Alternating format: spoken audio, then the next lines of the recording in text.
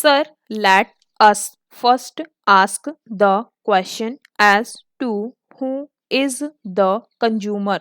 The consumer is the buyer of goods for a consideration, or he is a hirer of services for a consideration. We must understand that anywhere in the world and in any economy, it is the consumer who matters. But it is very unfortunate that the importance of the consumers has not been taken seriously, especially in our country in the last so many years. It was the Prime Minister who understood with his foresight that it is finally the consumers who matter.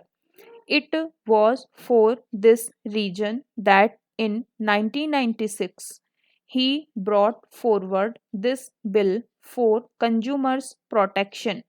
This was enacted in the interest of the consumers, and for that consumer councils had to be set up all over the country for the settlement of consumer disputes.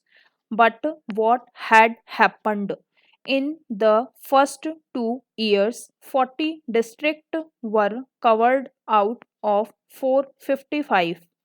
But after that, after the change of government, there was no further effort. In fact, the consumers had to move the Supreme Court, which directed the setting up of the councils within 6 weeks. This was 2 years ago, but the progress is very slow. Although they took a decision regarding the order under Section 2, the state governments have defaulted. Only half of the district have been covered so far. Para.